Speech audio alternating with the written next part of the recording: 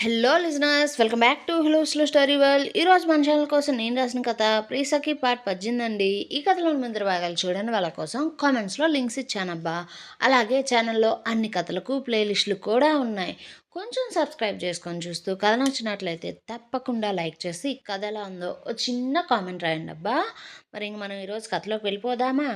పావనికి హారిక అంటే ప్రణీత్కి మాత్రమే ఇష్టమని, ఆమెకు అతనంటే ఇష్టం లేదని తెలిసి సంబరపడిపోతూ ఉంటే, గంగాధర్ హారికకు శ్రావణికి ప్రణీత్ పెళ్ళికి ఏదో సంబంధం ఉంది అంటూ దాన్ని నిర్ధారించుకోవడానికి అతను ఎంక్వైరీ మొదలు పెడతాడు. ఇంకోవైపు వర్షిత్కి పవన్ గురించి తెలిసి ఆలోచిస్తూ ఉంటే, అదే సమయంలో ప్రణీత్ అతనితో పవన్ గురించి తెలుసుకున్న నిజాలను చెప్తాడు. వారిద్దరూ కలిసి దాని గురించి మాట్లాడుకుంటూ ఉన్న సందర్భంలోనే అప్పుడే ప్రియా వారి దగ్గరికి వచ్చి, పవన్ అక్కడికి వచ్చినట్లు, ఇంటి ముందే ఉన్నట్లు, లోపలికి వచ్చి హారికతో మాట్లాడాలి అనుకుంటున్నట్లుగా ఆమెకు ఫోన్ చేసి చెప్పినట్లుగా వారిద్దరితో చెప్పడంతో వారు కొద్దిసేపు దాని గురించి ఆలోచించుకుని ఒకరి ముఖం ఒకరు చూసుకుంటూ, వర్షిత్ ప్రణీత్తో అతన్ని లోపలికి రానివ్వు అంటూ చెప్పగా, ప్రణీత్ సెక్యూరిటీకి కాల్ చేసి వచ్చిన వారిని లోపలికి పంపించండి అని చెప్పాడు. అయితే లోపలికి పవన్తో పాటు కమల్ని కూడా వస్తూ ప్రణీత్ హారిక కోసం కట్టిన ఇంటి అందాన్ని, దాని వైభవాన్ని చూస్తూ హారికకు ప్రణీత్ రూపంలో పట్టిన అదృష్టాన్ని చూసి కుళ్ళుకుంటూ ఆమె పక్కనే ఉన్న పవన్ని ప్రణీత్తో పోల్చుకుంటే ఆమెకు నక్కకు నాగలోకానికి ఉన్నంత తేడా కనిపించింది వారిద్దరిలో. ఇంతలో పనివాడు వారికి ఎదురుగా వెళ్ళి, ప్రణీత్ సార్ గార్డెన్లో ఉన్నాడు, మిమ్మల్ని అక్కడికే తీసుకుని రమ్మన్నాడు అంటూ వారిని గార్డెన్ వైపు తీసుకుపోయాడు. అయితే పవన్కు అదంతా ఎందుకో కొంచెం తేడాగా అనిపించింది. అయినా సరే అతను హారిక ఆరోగ్యం దృష్టిలో పెట్టుకుని ధీమాగా ముందుకు వెళ్ళాడు. అయితే అక్కడ వర్షిత్ ప్రణీత్ ఇద్దరూ కూడా ఉండడం చూసి వారికి వర్షిత్ హాస్పిటల్లో అడిగిన ప్రశ్నలు గుర్తుకు వచ్చాయి. వారి దగ్గరికి వచ్చిన పవన్ని ప్రణీత్ కూర్చోమంటూ చెప్పి అతను ప్రియకు చిన్న సైగ చేశాడు. దాంతో ఆమె అందుకు సిద్ధంగానే ఉంది. అయితే ఇంకోవైపు వర్షిత్, ఏంటి పవన్ ఇలా వచ్చావు, అయినా నీకు ఈ ఇంటి గురించి ఎలా తెలుసు, దీని గురించి ఎలా తెలుసుకున్నావు అంటూ అడగ్గా, పవన్ తెలుసుకున్న, నా దగ్గరికి వచ్చి వెళ్ళిన తరువాత తిరిగి ప్రణీత్ హారికను తన దగ్గర తన ఇంట్లో ఉంచుకుంటాడని అనుకున్నా అంటూ చెప్పగా, ప్రణీత్ అసలు నువ్వు ఎందుకు తెలుసుకున్నావు అంటూ అడగడంతో, ప్రణీత్ హారిక కోసం తెలుసుకున్నా అంటూ అతను కూడా చాలా కాన్ఫిడెంట్గా వారితో మాట్లాడుతూ ఉంటే, ప్రణీత్కి అతని కళ్ళల్లో మాటల్లో కనిపిస్తున్న కాన్ఫిడెన్స్ వెనుక ఏదో విషయం ఉంది అని ఆ ఆలోచన రాగానే మనసులో అతనికి ఏదోలా అనిపించింది. దాంతో హారిక కోసం అంటే ఏంటి అర్థం అంటూ అడుగుతూ ఉంటే, పవన్ వారిద్దరి వైపు చూస్తూ, నా హారిక ఎలా ఉందో ఏంటో, ఎవరితో ఉందో, వాడు ఎలాంటి వాడో, పైగా అంతకుముందు తన జీవితంలో ఎలాంటి వారు ఉన్నారో కూడా ఇలాంటివన్నీ తెలుసుకోవాలి కదా అంటూ చెబుతూ చిన్న నవ్వుతో వర్షిత్ని చూస్తూ, వర్షిత్ అసలు నీకు ఈ ప్రణీత్ గురించి తెలుసా, నువ్వేమన్నా ఇతని గురించి తెలుసుకున్నావా లేదా అంటూ అడగ్గా, ప్రణీత్కి అప్పటికే విషయం అర్థమైపోయింది. పవన్ తన గురించి ఎంక్వైరీ చేశాడు అని. కానీ అతను ఎంతవరకు తెలుసుకున్నాడో అనే విషయాలు అతనికి తెలియదు కాబట్టి ప్రస్తుతానికి మౌనంగా ఉన్నాడు. వర్షిత్ మాత్రం అప్పటికే పవన్ మీద ఉన్న కోపంతో, ప్రస్తుతానికి నువ్వు తన గురించి తెలుసుకోవడం పక్కన పెట్టులే కానీ ముందు నువ్వేంటో చెప్పు, నువ్విక్కడికి ఎందుకు వచ్చావు అంటే, పవన్ ప్రణీత్ని చూస్తూ, నాకు కొన్ని నిజాలు తెలిసాయి, వాటి గురించి నా హారికతో చెప్పడానికి మీతో చెప్పి తేల్చుకుందామని, తనను నా వెంట తీసుకుపోదామని వచ్చా అంటూ ఉంటే, అతని మాటలు విన్న వర్షిత్కి ఇక ఒక్క నిమిషం కూడా కోపం ఆపుకోవడం కష్టమైపోయి, నాకు కూడా నిన్ననే కళ్ళు తెరుచుకున్నాయి, నువ్వేంటో నాకు నిన్నే తెలిసింది, అది తెలిసినా కూడా నిన్నిలా కూర్చోబెట్టి మాట్లాడడం నాకు అస్సలు పద్ధతిగా లేదు అంటూ కోపాన్ని కళ్ళల్లోనూ మాటల్లోనూ చూపిస్తూ ఉంటే, పవన్ వర్షిత్ ఉద్దేశం అర్థం కాక, చూడు వర్షిత్, నేను అలాంటి పని చేసినందుకు నీకు కోపం వచ్చి ఉంటుంది, కానీ హారిక నా జీవితంలో లేదు కదా! అదే బాధతో ఏదో నేనలా చేశానే కానీ, ఆ నిమిషంలో నేను హారిక ఆరోగ్యం గురించి అస్సలు ఆలోచించలేదు. తను లేని జీవితం వ్యర్థమనుకునే నేనలా బలవంతపు మరణానికి పాల్పడ్డా. కానీ అంత మాత్రాన నాకు తనంటే ప్రేమ లేనట్టేనా? నాకు తనంటే ప్రాణం వర్షిత్. ఆ విషయం నీకెందుకు అర్థం కావట్లేదు? నువ్వెవరినైనా ప్రాణంగా ప్రేమిస్తే నీకు తెలుస్తుంది నా బాధేంటో. ఎదుటి మనిషిని దూరం చేసుకుంటే వచ్చే బాధేంటో నువ్వసలు ఊహించలేవు అంటుంటే, వర్షిత్ అప్రయత్నంగా ఆ మాటలు విని ప్రియను చూడగా ప్రియ తన ముఖాన్ని పక్కకు తిప్పేసుకుంది. ఇంతలో కమల్ని మాట్లాడుతూ, అసలు హారిక ఎక్కడ ఉంది వర్షిత్ అంటూ అడగ్గా, వర్షిత్ ఆమె వైపు సూటిగా చూస్తూ, నువ్వు నా అత్త కూతురివి, నా మరదలివి. ఒక రకంగా చెప్పాలి అంటే ఇప్పుడు నువ్వు తింటున్న తిండి, నువ్వు ఉంటున్న ఇల్లు, నువ్వు చదువుతున్న చదువు అంతా మాదే కదా అంటూ సంబంధం లేకుండా నిజం తెలిసిన కోపంతో మాట్లాడుతూ ఉంటే, ఆమె కూడా ఆ మాటలన్నీ విని కోపంతో, మీరేమీ మాకు ఊరికే ఉద్ధరించలేదు కదా, మా నాన్నతో మీరు వెట్టి చాకరీ చేయిస్తున్నారు, దానికి జాబ్ అంటూ పేరు పెట్టుకుంటున్నారు, అయినా నువ్వెందుకు ఇప్పుడు ఇదంతా మాట్లాడుతున్నావు?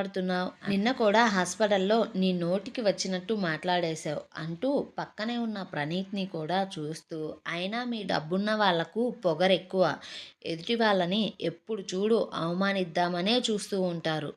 మేము మిమ్మల్ని ఏదైనా అడిగినా ప్రశ్నించినా సరే మధ్యలోకి మీ డబ్బులను తీసుకొని వస్తారు అంటూ పవన్ని చూస్తూ, చూసావు కదా తనెలా మాట్లాడుతున్నాడో. తినతో కాదు, మనం తెలుసుకున్న దాన్ని గురించి నేరుగా హారికతోనే మాట్లాడదాం అంటుంటే, వర్షిత్ వాళ్ళ మాటలలో పొగరును చూసి, మాట్లాడుకుందాం, నేను కూడా చెప్తా మీ రంకు బాగోతం అంతా.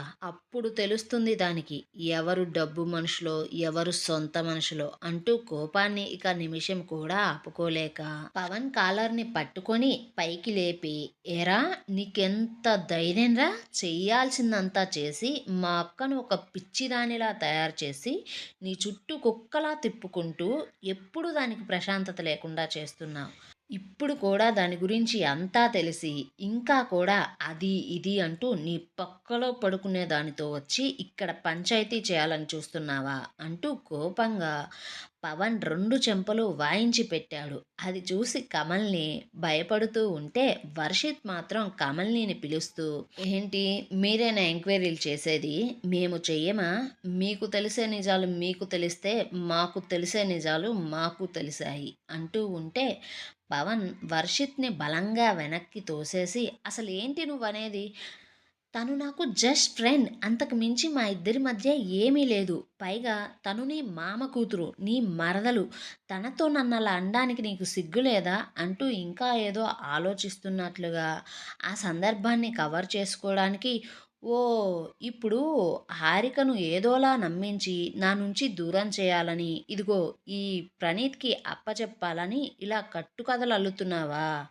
ఎంతైనా ఇప్పుడు కోట్లకు అధిపతి అయిన బావను పట్టుకునేసరికి నీకు నేను కంటికి ఆనట్లేదు కదా అంటూ దాన్ని మసిపూసి మారేడుకాయ చేయాలి అని చూస్తుంటే, ఆ మాటలన్నీ విన్న వర్షిత్కి ఇంకొంచెం కోపం పెరిగి, నీలాంటి అడ్డగాడిదతో నా అక్క ప్రేమలో ఉంది అంటేనే నాకు మొదటి నుంచే అనుమానం వచ్చిందిరా. అది ఇప్పుడు నీ మాటలు మీ పనులతో నాకు బాగా క్లారిటీ వచ్చింది. నువ్వెంతకైనా దిగజారిపోతావు, నువ్వు సాధించాలి అనుకునే దాన్ని నీ సొంతం చేసుకోవడం కోసం అంటూ అతను అంతకుముందు కమల్ని ఫోన్ నుండి తనకు పంపుకున్న ఫొటోస్ని వీడియోస్ని చూపిస్తూ, మా అక్కని నువ్వు చేసేది ప్రేమ అయితే మరి దీనితో చేసేదాన్ని ఏమంటారా అంటూ పవన్ చంపలు వాయించేశాడు. పవన్ కమల్ని అదంతా చూసి షాక్ అయ్యి సమాధానం వెతుక్కునే లోపే ఇదంతా జరిగిపోయింది. వర్షిత్ కమల్నిని కోపంగా చూస్తూ చీ కొడుతూ, నువ్వు అనుకుంటున్నట్లు మాకు డబ్బు వల్ల పొగరే వస్తే మరి నీకు దేనివల్ల ఈ బుద్ధొచ్చిందే?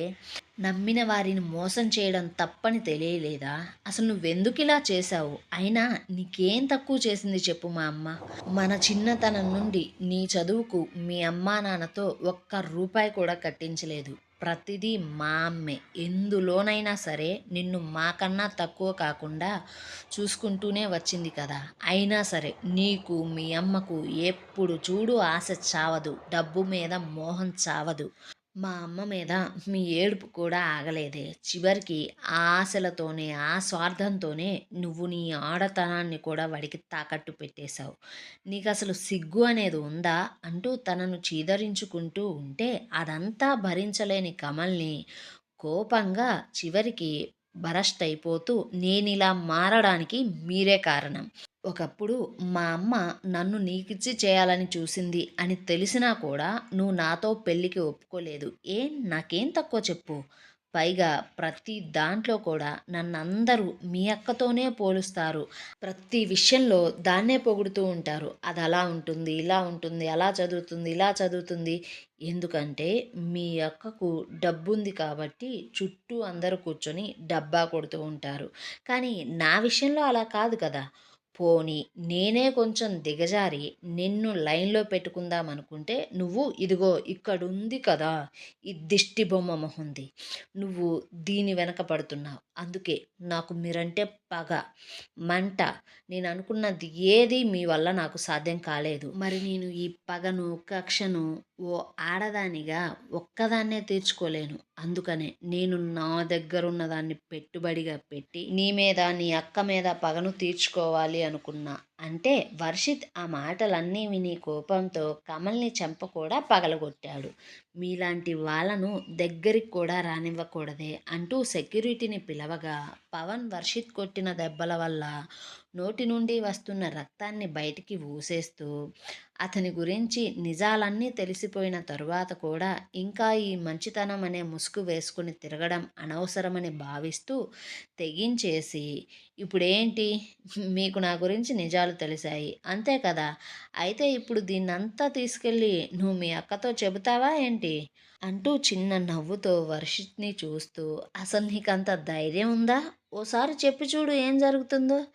దానికి ఇప్పుడు అంతంత మాత్రంగా కొట్టుకునే ఆ చిన్న గుండెకాయ ఒక్కసారిగా ఆగిపోతుంది. ఎందుకంటే దానికి అంత ప్రాణం నేనంటే. అది ప్రాణాలతో ఉండాలి అంటే దాని గుండెల్లో నేను మంచివాడిగానే ఉండాలి అంటుంటే, ప్రణీత్‌కి హారిక ప్రాణం గురించి వచ్చేసరికే కోపంగా పవన్ మెడ పట్టుకొని పక్కనే ఉన్న గోడకు గట్టిగా ఆనించి పెట్టి, చూడు తనకేమన్నా జరుగుతుంది అని నువ్వంటే ఇప్పుడే నిన్నిక్కడే చంపేస్తా అంటుంటే, పవన్‌కి ప్రణీత్ చేసిన పని వల్ల ఊపిరి తీసుకోవడం కష్టమవుతూ ఉంటే, వర్షిత్ అదంతా చూసి పవన్‌ను ప్రణీత్ నుండి కష్టం మీద విడిపించగా, పవన్ అతి కష్టంగా దగ్గుతూ ఊపిరి తీసుకుంటూ, ఏంటి ఇంత ప్రేమ చూపిస్తున్నావు దాని మీద? నువ్వేమన్నా పతిత్వం అనుకుంటున్నావా ఏంటి? నువ్వు మాత్రం ఆ శ్రావణిని ప్రేమించలేదా? దానితో నీ ప్రేమ పెళ్లి దాకా పోలేదా? నువ్వేంటో దాన్ని సిన్సియర్‌గా ప్రేమిస్తున్నట్లు, హారికనే నీ ప్రపంచమైనట్లు మాట్లాడుతున్నావు అంటూ అనడంతో, ఒక్కసారిగా ఆ మాటలన్నీ విన్న వర్షిత్, ప్రియ షాక్‌గా ప్రణీత్‌నే చూస్తూ ఉండగా, వారి హావభావాలను చూసిన కమల్‌ని, పవన్ చిన్నగా నవ్వుకుంటున్నారు. ఇంకోవైపు రామ్‌రాజ్ తన పిఏ చెప్పిన మాటలన్నీ విని, ప్రణీత్ గురించి పూర్తి వివరాలను తెలుసుకొని హడావుడిగా ఇంటికి బయలుదేరాడు. మరోవైపు కుమారి వాణి ఇంటి నుంచి కన్నీటితో తిరిగి ఇంటికి రావడం చూసిన పావని తల్లి దగ్గరికి ఒక ప్లాన్‌తో వెళ్ళింది. ఏవండోయ్ ప్రణీత్ గురించి రామ్‌రాజ్‌కి ఏం తెలిసింది? ప్రణీత్ జీవితంలో తన అక్క కన్నా ముందే శ్రావణి అనే అమ్మాయి ఉందని తెలుసుకున్న వర్షిత్ ఎలాంటి నిర్ణయం తీసుకుంటాడు? కనీసం ఇప్పటికైనా ప్రణీత్ అసలు నిజాన్ని వర్షిత్‌తో చెబుతాడా లేదా? వీటన్నిటికీ సమాధానం కావాలంటే మన ఛానల్ మీద ఒక కన్నేసి ఉంచండబ్బా కొంచెం.